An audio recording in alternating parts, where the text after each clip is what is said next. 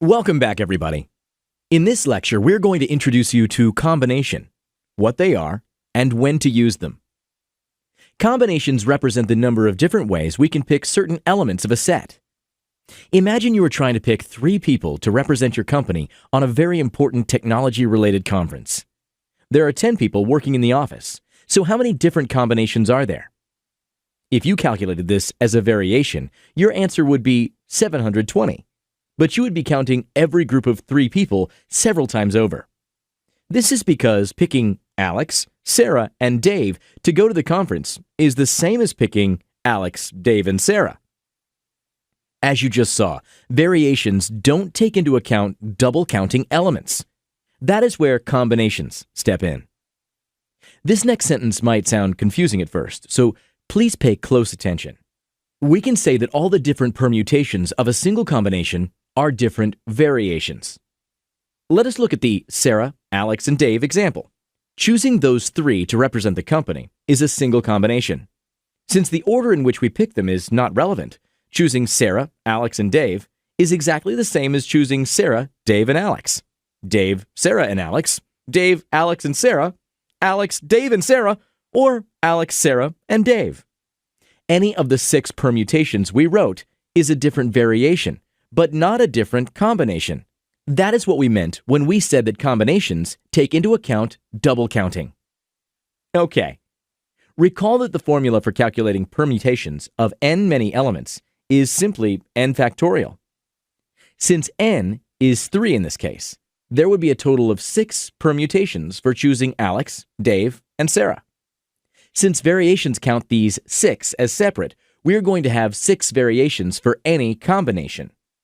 This means that we are going to end up with 6 times fewer combinations than variations. Using the formulas we already know, there are 10 times 9 times 8, or 720 variations. In terms of combinations, we have 720 divided by 6, or 120 ways of choosing who represents the company. Whew! Good job! Let's repeat the sentence we used before once again. We can say that all the different permutations of a single combination are different variations. There are 6 permutations, 120 combinations, and 720 variations. Hope it's much clearer now. Okay. From here, you can already imagine what the formula is. Let's construct it together. What's the number of combinations for choosing p many elements out of a sample space of n elements? As you saw in the last example, the number of combinations equals the number of variations over the number of permutations. Mathematically, we would write that as C equals V over P. If we plug in the formulas associated with variations and permutations, we get the following formula. N factorial over P factorial times n minus P factorial. Let's apply the formula to our example. The number of combinations equals 10 factorial over 3 factorial times 7 factorial. After simplifying, we get 8 times 9 times 10 over 1 times 2 times 3. This is equal to 720 over 6, which is 120.